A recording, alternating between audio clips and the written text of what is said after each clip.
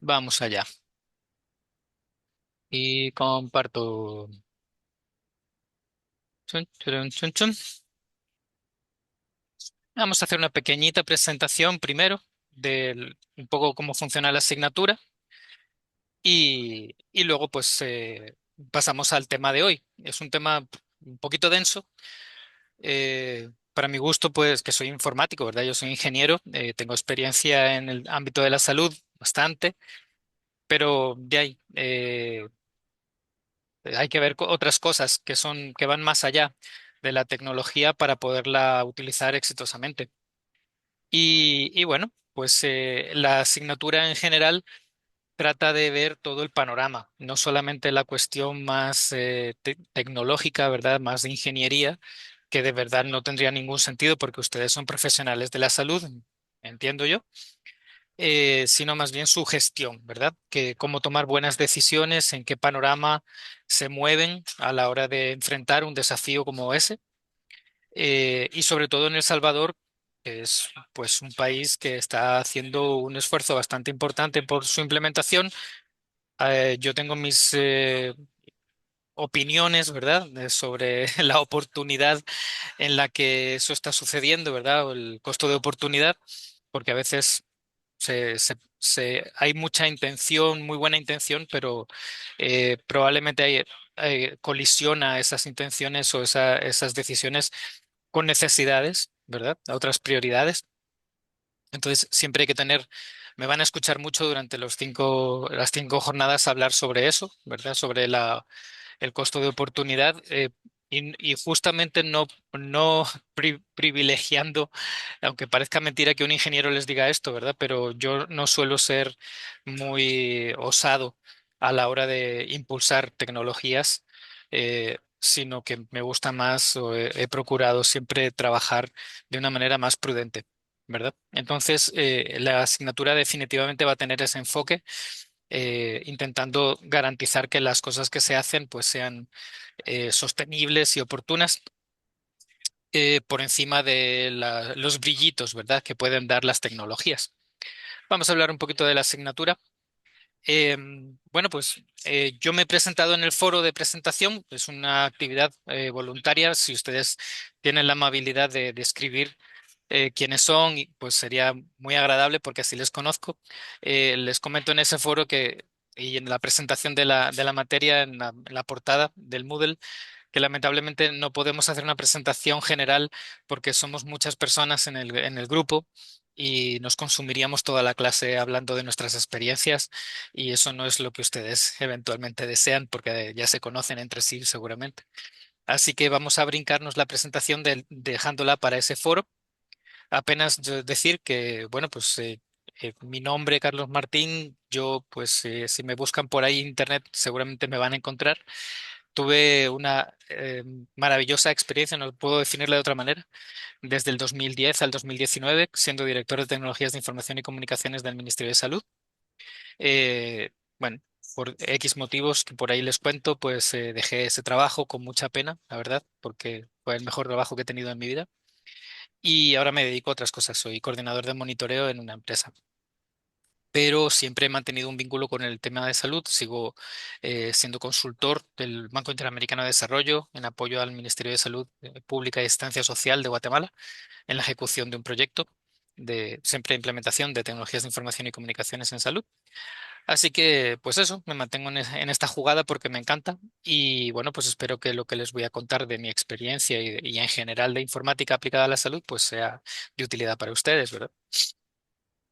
Vamos a definir las políticas de funcionamiento de la actividad, ¿verdad? De nuestro trabajo y vamos a ver un poquito, no el programa formal, que ese ya lo tienen ahí subido y cualquiera lo puede ver, sino más bien cómo va a funcionar la asignatura desde el punto de vista de las actividades que están ya a su disposición, aunque tienen una temporalización que van a ver también en el aula virtual. ¿Ok? Muy bien. Em, la puntualidad, yo, salvo que algo raro pase, siempre estoy incluso antes, como el día de hoy. Creo que por ahí Evelyn se ha conectado un par de veces y yo estaba ya con la sala abierta porque no estoy en mi casa, entonces quería comprobar que estaba todo bien. Pero yo estoy siempre un poquito antes de la clase Sí, voy a intentar que la puntualidad sea pues una norma, ¿verdad? Entonces voy a dejar apenas 5 minutos esperando a que todas las personas se conecten y comienzo. De acuerdo, por respeto a la presencia de quienes se han conectado a la hora convocada. Sí es muy importante, muy importante que la asistencia tiene una calificación, pero no hay una manera, digamos, muy radical de hacerla. Simplemente ustedes tienen en cada semana voy a salirme de la presentación un minutito para enseñarles. En el aula virtual, ya les enseño por aquí. El aula virtual está por acá y pueden ver aquí que tenemos todas las semanas, ¿verdad? De la 1 a la 5 y en cada semana pues está un enlace que pone enlace asincrónica, a la clase asincrónica de semana 1 y así la 2 la 3 la 4 y la 5. Entonces, lo que sí es fundamental es que ustedes pulsen en este enlace y que esa pulsación la hagan en el día de la clase. ¿Ok? Yo sé que hay personas que eventualmente no pueden estar activamente en la clase porque están de turno, porque están moviéndose, etcétera, etcétera. Bueno, pues yo lo único que les solicito, por supuesto que vean la grabación si no están en la clase, ¿verdad? Para hacer las tareas y comprender de qué va toda la semana, pero que siempre pulsen en el enlace para que yo pueda tomar en cuenta su participación, ¿ok? Y que esa pulsación acá, pues la hagan en el día que corresponde. Eso yo lo veo después en el Moodle. Muy bien, sigamos. Con respecto a las cámaras, que todo el mundo ahí dice, ay, pero tengo que poner la cámara, qué aburrimiento. No, no tienen que poner la cámara. Pero el reglamento dice que sí, que es mejor ponerla. A mí en lo particular, pues me ayuda un poquito si pone alguien la cámara y sobre todo cuando hablan, porque así queda en la grabación que está muy chivo, ¿verdad? De que de repente, pues cuando alguien hace una pregunta, un comentario, pues se vea quién es el que lo hace. Y también pues me gusta porque así en vez de hablarle a unos cuadros grises, pues le hablo a personas que están ahí al otro lado, ¿verdad? Así que si alguien quiere abrir la cámara, pues yo encantado, les agradezco mucho. Pero tampoco es algo que a mí particularmente me ofenda si alguien no la quiere activar, no pasa nada. Respecto a las interrupciones, yo las agradezco también muchísimo porque si no se convierte la clase en un monólogo horroroso. Y bueno, pues yo intento que no sea un aburrimiento la clase y provocar la interacción, pero a mí me encanta cuando las personas tienen alguna cosa que decir sobre lo que estamos hablando. Afortunadamente para todos y todas, todo esto de utilizar informática en estos días, pues ya no es una cuestión de expertos, ¿verdad? De que alguien te venga a dar una clase magistral, porque ustedes son súper mega usuarios y usuarias de herramientas informáticas en su trabajo. Entonces tienen experiencia de sobra y anécdotas muchísimas sobre las cosas que han enfrentado a la hora de utilizarlas. Así que a mí me alegra mucho si interrumpen en la clase, abren el micrófono sin pedir permiso, ¿verdad? Si hay varias personas, bueno, pues ahí hacemos un turno de palabra y cuentan lo que consideren. Claro, en alguna medida, pues tampoco puedo dilatar mucho el discurso de todas las personas porque si no nos comeríamos las clases, ¿verdad? Y tampoco se trata de eso. Pero con mucho gusto, de verdad, cada vez que ustedes quieran aportar alguna experiencia o algún comentario, háganlo, sin miedo, que es mucho más enriquecedor para todos y todas si lo hacemos colectivamente que si es solamente yo platicando y ya, ¿verdad? Em, sí, comentarles si alguien tiene alguna dificultad o alguna pregunta, alguna situación muy especial con las tareas o con la participación, algún comentario de algo que yo haya podido decir que les haya ofendido, porque nadie es perfecto y puedo cometer algún error. Con muchísimo gusto en el chat oficial, en el chat de la plataforma, pues ahí les recibo sus comentarios. Y también, si ustedes quieren contactar conmigo de manera extraoficial, pues aquí en esta presentación que ya está subida, está mi correo. Esto es un enlace a mi correo personal. Y también pues pueden escribirme al WhatsApp o al Telegram. ¿Ok? Ahí estamos a su disposición. Ningún problema. Por si tienen algún inconveniente, ahí estamos. Y bueno, pues vamos a ver el módulo. Como les decía, todo pues está ya publicado en la página del Moodle. La primera semana pues es tan sencilla como estar presente en esta clase e intentar entender lo que vamos a explicar sobre toda la legislación y normativa que aplica al sector salud Eh, y en general, esto ha tenido un desarrollo enorme en estos últimos años, así que nos vamos a enfocar en en algunos instrumentos técnicos jurídicos muy importantes que tienen una afectación específica al sector salud. Pero aquí yo les he puesto un pequeño resumencito, ¿ok? De los artículos que aplican, ¿de acuerdo? Y por supuesto, pues estos son enlaces a estos recursos que ustedes ya tienen acá. La tarea de esta semana, bueno, aquí hay unos artículos también que son bastante interesantes, se los recomiendo, es participar en un foro, ¿ok? En este foro, pues ya Mm. tenemos tres temas que yo les he publicado. Lo que tienen que hacer es responder, hacer comentarios en estos temas, en uno o en varios, no hay ningún problema. Lo único que yo les pido muy, muy, muy enfáticamente es que no utilicen ChatGPT, Gemini para responder en estos temas. Primero porque se nota un montón y da vergüenza. Segundo porque en realidad estos temas no son para que alguien se eche un speech ahí de conocimiento, ¿verdad? Vasto. No, se trata de dar una opinión o o tener dar una sugerencia. Si ustedes quieren preguntarle a ChatGPT sobre algo, le copia y pegan el tema y ven a ver qué opina ChatGPT y lo quieren utilizar de base, pues está perfecto. Para eso sirve la inteligencia artificial, pues. Pero escriban con sus propias palabras, no hay ningún problema, ¿ok? Eso solo es para este foro, ¿ok? Que les pido por favor no utilizar inteligencia artificial. Pero en las siguientes tareas sí se puede usar. Vamos a ir a la semana número 2. En la semana número 2, que se trata sobre infraestructura tecnológica, les voy a contar un poquito de cosas sobre cómo se construye un sistema informático para la salud, cuáles son los componentes elementales y también algún poquito de inteligencia artificial también, ¿ok? Cómo se está aplicando en el ámbito de la salud. La tarea de esa segunda semana pues es hacer un análisis de costos. Aquí, al contrario, aquí específicamente les pido que utilicen inteligencia artificial si quieren. Si alguien no quiere y tiene un amigo que vende computadoras o que sabe cómo instalar cosas en la nube, pues excelente. Pero normalmente eso cuesta un buen rato. Y en cambio yo le pregunto a ChatGPT cualquier babosada y en 2 minutos me acaba de contestar todo lo que necesito. ¿Ok? Entonces, no vale la pena gastar mucho tiempo en eso. Sin embargo, la conclusión, qué decisión van a tomar en función de los datos que le tira la inteligencia artificial, es así, es suya. ¿Ok? Ustedes no deben dejar a la inteligencia artificial tomar decisiones porque la inteligencia artificial no puede ser responsable de lo que dice. En cambio, un ser humano sí.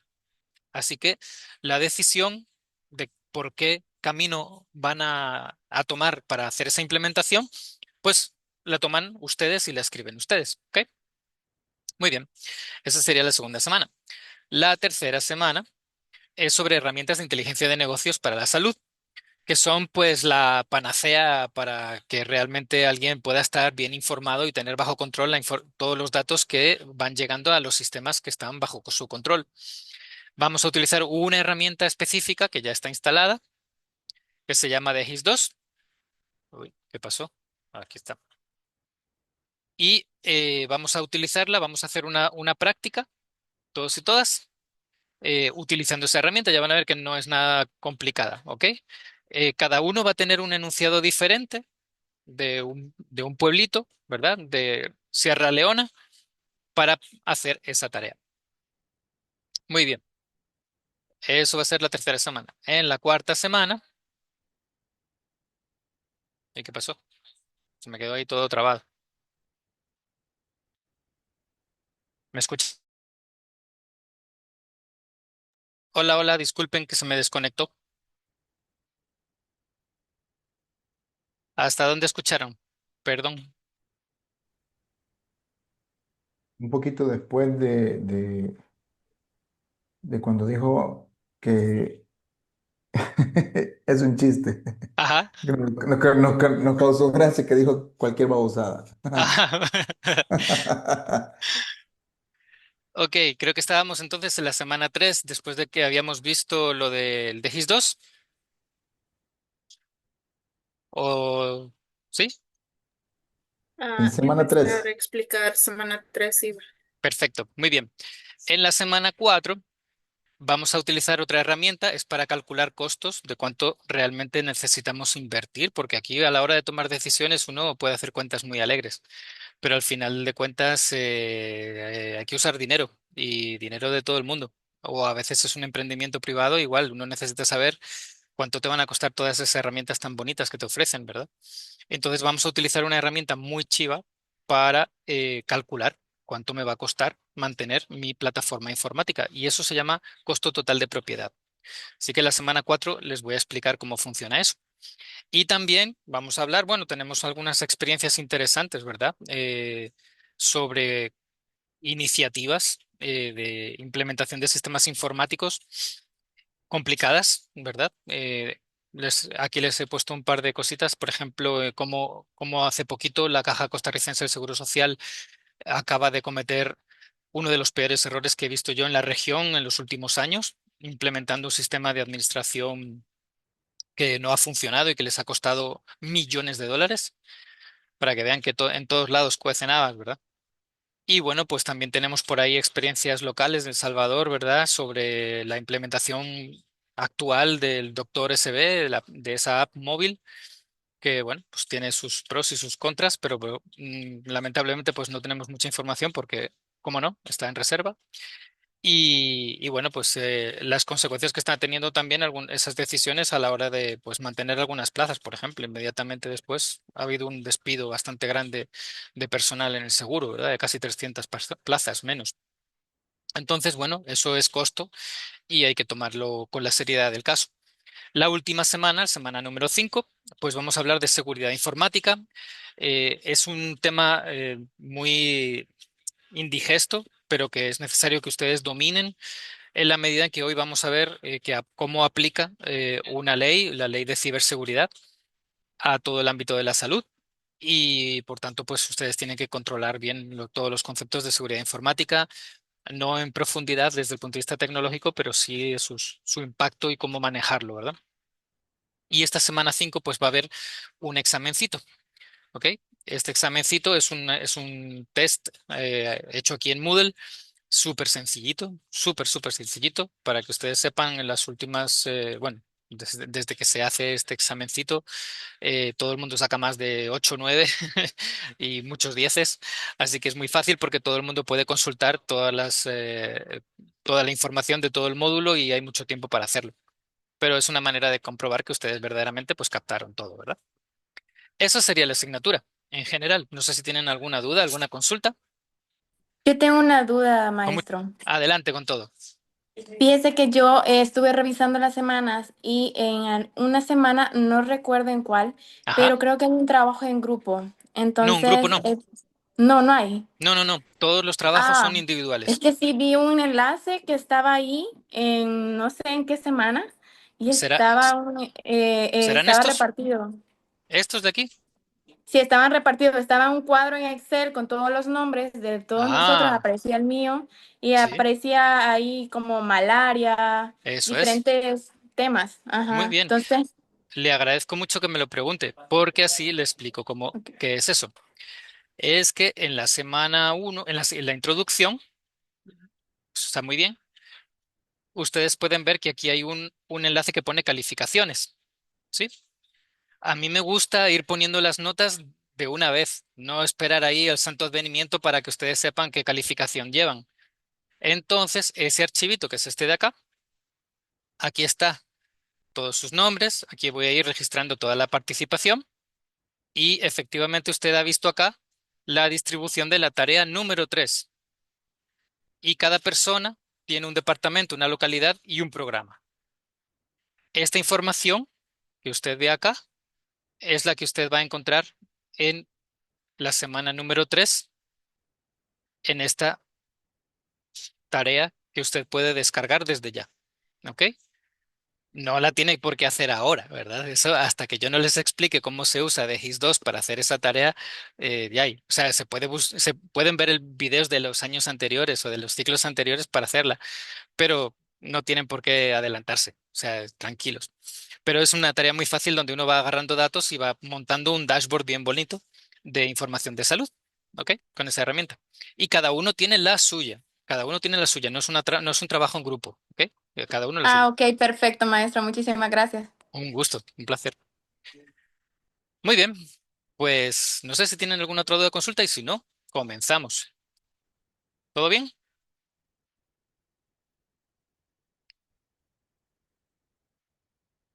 ¿Sí? Bye. Muy bien, pues entonces comenzamos con la clase que corresponde al día de hoy. Estamos hablando de un tema, pues como les decía, bastante complejo, que son aspectos legales que aplican al ámbito de la salud. ¿Ok? Es un tema que realmente, bueno, como les digo, yo soy ingeniero, seguramente no es lo que más me place explicar, lo que más conozco, pero como me tocó tener cierto nivel de decisión a la hora de optar por diferentes herramientas y también, pues, valorar riesgos en el sentido de que manejar datos como los que tienen nuestros pacientes, pues son los datos más delicados. Aplican o deben aplicar un montón, no en mis tiempos, que en realidad era bastante difícil por la inexistencia de normativa, pero sí en los actuales, en los que ya hay un panorama muy, muy, muy detallado de todas los instrumentos técnicos jurídicos que empezamos, no a nivel constitucional, pero sí de legislación, de regulación y de normas, y que tenemos que conocer para poder utilizar este tipo de herramientas sin miedo al atropello, ¿ok? Ahora, yo, sinceramente, antes de que comencemos a revisar todos estos elementos que pueden ver acá, eh, yo quiero hacerles una reflexión pequeñita en el sentido de que ahora las cosas están verdaderamente complicadas, ¿ok? Eh, Quienes asumen un rol gerencial, eh, incluso desde el punto de vista del uso de las herramientas existentes, es respetar a cabalidad todo lo que se dispone con la mejor de las intenciones, porque en ningún caso hay, y ahora lo vamos a ver en detalle, nada que se vea como que es con mala intención, ¿verdad? Sino que en realidad se trata de defender la confidencialidad y digamos, la sensibilidad que puede tener la exposición de los datos de salud. Eh, pero eso está cada vez más complicando las cosas, ¿ok? Y hay que tener eso bien, bien controlado para no cometer ningún error. Y sobre todo, pues, no sé, yo tengo, bueno, digo, una opinión ahí un poco crítica en cuanto a cómo funciona a nivel judicial, ¿verdad? El Poder Judicial en El Salvador actualmente. Y la verdad es que sí hay muchos de estos instrumentos que podrían utilizarse de manera agresiva contra las personas, ¿sí? Un poco como amenaza o chantaje.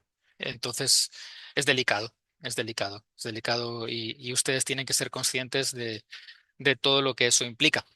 ¿Ok? Así que sin dilación, vamos a empezar a ver algunos de estos instrumentos para que lo tomen en consideración. Como son muy largos, yo me he tomado la molestia, por decirlo así, de destacarles en esta entrada, ¿verdad? En este texto, cuáles son los artículos relevantes de todas estas normas.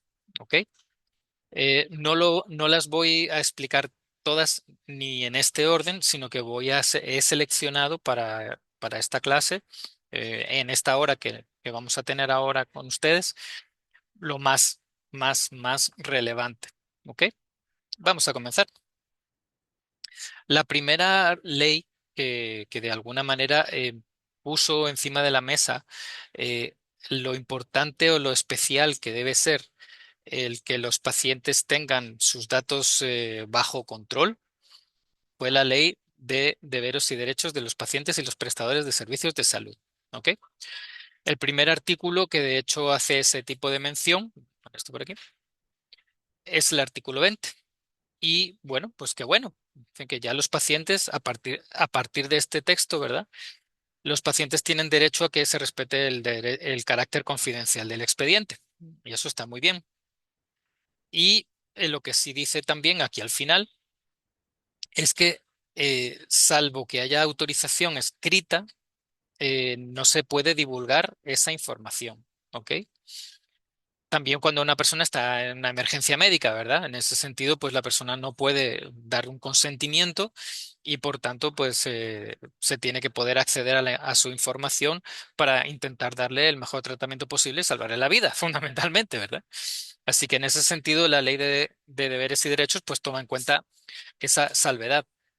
Eh, Después, el siguiente artículo que tiene interés es el 33, inciso D. Esto es muy importante porque la verdad es que antes de que existiera la ley, el cuidado extremo que había que tener con los expedientes era una utopía, ¿ok? O un deseable, pero en realidad a los expedientes les pasaba de todo, los expedientes físicos y electrónicos.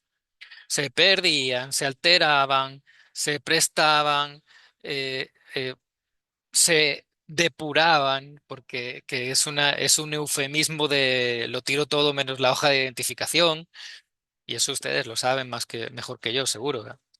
De que eso ha pasado por una cuestión de espacio también, porque en determinado momento después de que se aprobó la ley de acceso a la información pública, ahora lo vemos, pues ya no había posibilidad de tirar todo el expediente y eso aumentó el volumen y por tanto el proceso de depuración, pero nadie se pone a resumir porque no hay tiempo ni personal para hacer resúmenes de los expedientes, sino que lo único que se puede hacer es votar.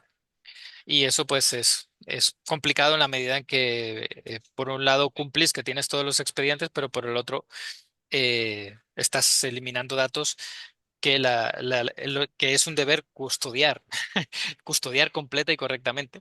En fin, Ingeniero, sí, adelante. una pregunta, y eso que nosotros manejamos quizás empíricamente, que los expedientes se destruyen después de 5 años, Ujú. entonces no está en la ley. No, no se pueden destruir.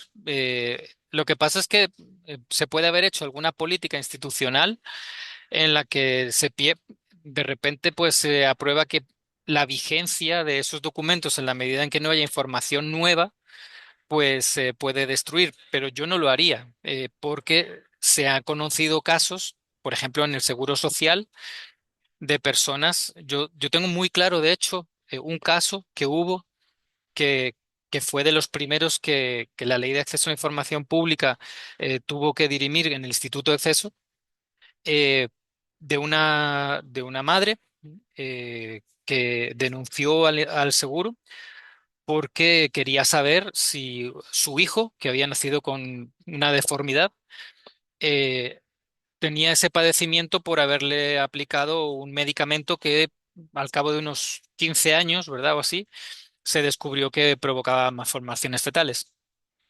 Y la señora fue al seguro y dijo, quiero el expediente para saber si me dieron ese medicamento. El seguro salió olímpicamente diciendo, no, no lo tenemos, aquí no está.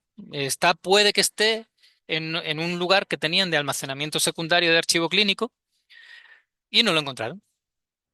No lo encontraban, no lo encontraban, no lo encontraban, hasta que finalmente, después de meses de búsqueda, encontraron el expediente y efectivamente la pobre señora había sido tratada con ese medicamento. Pero a partir de ahí el seguro, por ejemplo, tomó alguna serie de decisiones para no votar los expedientes por ese tipo de cosas, porque ahí al final en la ley de acceso a la información pública quienes salen con el problema son las autoridades, ¿verdad? Aparte de los funcionarios del oficial de información y demás. Entonces, yo no los tiraría. En realidad, lo que habría que hacer, eh, y sobre todo considerando el avance que se está teniendo en temas informáticos, es en reemplazar todo el papel por sistemas. Lo que pasa es que los sistemas también tienen otra serie de casuísticas por ahí, ¿verdad? Los sistemas no son infalibles ni mucho menos. Y a veces el papel pues te salva de algunas situaciones incómodas, ¿verdad? De cuando no hay sistema. Pero en este caso, yo la verdad es que creería que una política de depuración no aplica mucho con la legislación actual. Les voy a contar un poquito más. ahora cuando veamos la ley de acceso y y la norma técnica. Muy bien, sigamos con la ley de deberes. Después del 33D, pues el siguiente que aplica es el 42L. Vamos a ver, aquí estamos. No se puede dañar, alterar o extraer hojas del expediente, ¿ok? Y tampoco, y esto es muy importante, este es el G, el daño. Daño, por ejemplo, tirarlo es dañarlo por completo, ¿verdad? Así que por ahí aplica. Y les quiero hacer una mención muy especial sobre este inciso. ¿Qué es difundir públicamente información médica y clínica del estado de salud de un paciente? Eh, por supuesto, un abogado o una abogada les puede dar muchísimo más detalle, pero difundir en el público no significa que yo haga un TikTok con el expediente de un paciente, ¿verdad? Eso sería el colmo. Difundir al público significa compartirle a una persona tercera, ¿verdad? Que no ha estado involucrada en el tratamiento del paciente, pues información sobre alguien. Y eso es una costumbre normalmente benigna, legítima, ¿verdad? Pedir una segunda opinión a un colega que eventualmente puede tener mejor capacidades o ser experto en determinada situación, ¿verdad? O afecciones. Y bueno, pues le pasas una radiografía, le pasas una ultra, le pasas algo, ¿verdad? Una imagen para ver qué opina. Si ustedes lo hacen, eh, solo les voy a recomendar algo importante. Alteren la imagen allí donde aparezca cualquier número de identificación o nombres, ¿sí? De tal manera de que esa imagen o ese comentario o esa pregunta pues no esté vinculada o no pueda ser vinculada a una persona en específico. Si lo hacen así, no van a tener ningún tipo de inconveniente. Pero si de repente ese WhatsApp que usted le manda a su colega con todo el nombre y los apellidos de la persona, pues por qué motivo le roban el teléfono a la persona y se lo destripan ahí, ¿verdad? Y acaba eso siendo de una persona eventualmente expuesta y les denuncia, pues no solamente va a aplicar la ley de deberes y derechos, va a aplicar la ley de ciberseguridad y la ley de protección de datos personales. Así que, por favor, cuando compartan información de pacientes, con el objetivo, como les digo, benigno, legítimo, de obtener una segunda opinión, háganlo con la precaución de eliminar cualquier dato personal. ¿Ok? Por favor. Muy bien. Em, el artículo 45 dice qué sanciones se aplican. ¿Ok? Y es importante. Hay sanciones graves del ejercicio profesional, ¿verdad? Y bueno, pues vale la pena verlas porque aunque aquí no sean aplicaciones de sanciones de multas, como si lo hay en otras leyes que vamos a ver ahorita, o de prisión, como hay en la ley de delitos informáticos, que es la más dura de todas, pues a nadie le hace gracia que le suspendan sus labores, ¿verdad? Por una cosa que en realidad probablemente fue un descuido. Y bueno, también cabe considerar que esta ley pues es una ley especial, ¿verdad? En el artículo 62. Aquí hay muchas leyes especiales, la verdad, y pues todas aplican pues por encima de cualquier otra. Así que probablemente si de repente alguien se enfrenta a un problema por divulgación no consentida y demás, le van a aplicar todas, eh, sin piedad, ¿verdad? Salvo que tenga algún amigo por ahí. Así que, bueno, hay que tener mucho cuidado en ese sentido. Vamos a ver también el reglamento de esta ley. El reglamento de esta ley dice un par de cositas interesantes. En el artículo 18, aquí lo tengo. El artículo 18 de la ley dice que todas las personas que son atendidas deben tener un expediente clínico. Esta ley aplica a todo sector público-privado. Entonces, es muy importante que ustedes consideren un detallito, sobre todo cuando lo hacen en el ejercicio privado de la medicina. Si ustedes atienden a pacientes en sus consultorios, tienen que abrirles expediente a los pacientes por obligación. Aquí no dice cómo debe ser ese expediente. En ningún momento te están diciendo, es que usted tiene que comprar un software para llevar expediente clínico en su consulta. No, usted puede tener un expediente en un Word. así literalmente va. Eh, o la nube para tener un respaldo o qué sé yo, pero tiene que tener cuidadito con cómo lo maneja, ¿verdad? Lo que sí es importante es que toda persona tiene que tener su expediente y en cualquier momento esa persona te puede llegar a decir, quiero que usted borre mi expediente o que me dé todo lo que escribió sobre mí, ¿de acuerdo? Así que, por favor, tenga cuidado con eso porque el reglamento lo pone por encima de todo. Como pueden ver aquí en el mismo artículo, más abajito, le dice que puede ser papel, que puede ser un sistema informático, pero con tres palabras mágicas: autenticidad, integridad y conservación. ¿Ok? Autenticidad, que lo que ponga ahí no sea mentira y sea sobre la persona que dice ser, ¿verdad? Integridad, que no sea posible alterarlo por una tercera persona. ¿Ok?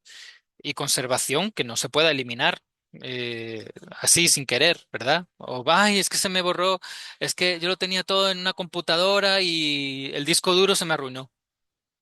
Eso lo hemos visto toda la vida, ¿verdad? O no, yo siempre lo he tenido en un disco duro externo o en una USB, ay, se me arruinó la USB. Eso no es posible. Y eso significa que está destruyendo el expediente del paciente y les puede caer ahí un buen paquete. ¿Ok? La norma técnica de conformación y custodia del expediente clínico, que se las he compartido también, pues ahí se pone cómo aplica o cómo se debe manejar, no, no cómo, sino qué hay que hacer. Luego ya cada uno ve cómo lo adapta a su contexto, a sus necesidades. Pero sí, es importante que la norma la revisen un poquito para ver cómo lo pueden hacer, ¿verdad? Cómo se aplica.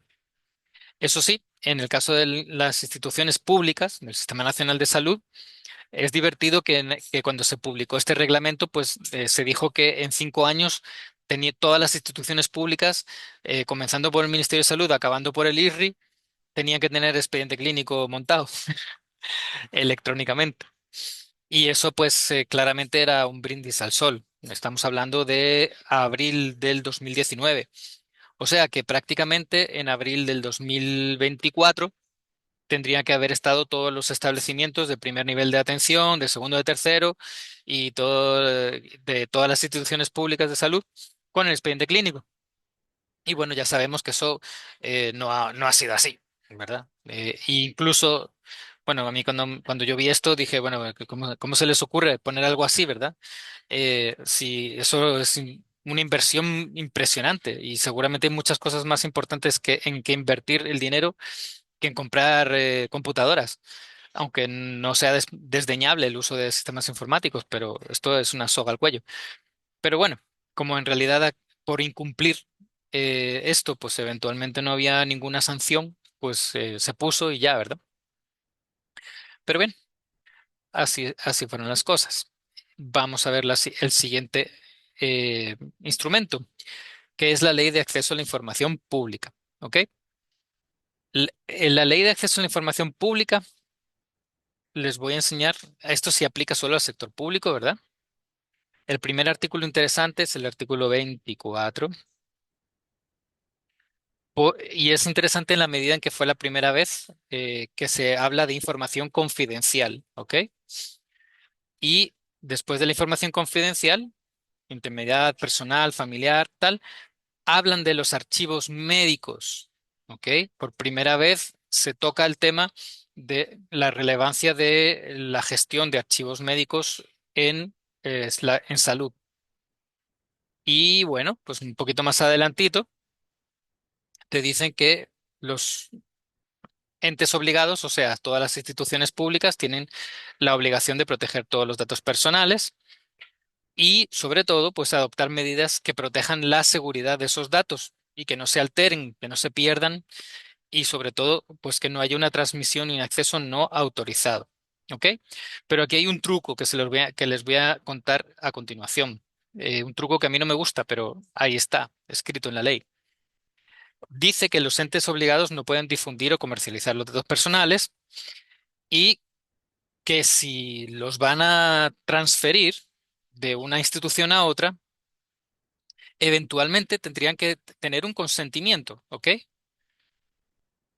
Pero hay un artículo que es la difusión sin consentimiento que habilita, y como les digo, esto es polémico, de hecho cuando se aprobó, se discutió, fue muy, muy, muy polémico porque se empezó a utilizar, por ejemplo, para transmitir o compartirle los datos de la ficha familiar, que era un instrumento de primer nivel de atención que utilizaban en los ECOs, a la Secretaría Técnica y de Planificación de la Presidencia para el otorgamiento de determinados subsidios, ¿verdad? Entonces, era muy polémico porque de repente las personas entrevistadas por los ECOs, con toda tranquilidad y confianza, porque era personal de la salud, les decían de todo, ¿verdad? Cómo se encontraban, se evaluaba la casa, si tenía, qué tipo de condiciones vivía la gente, ¿verdad?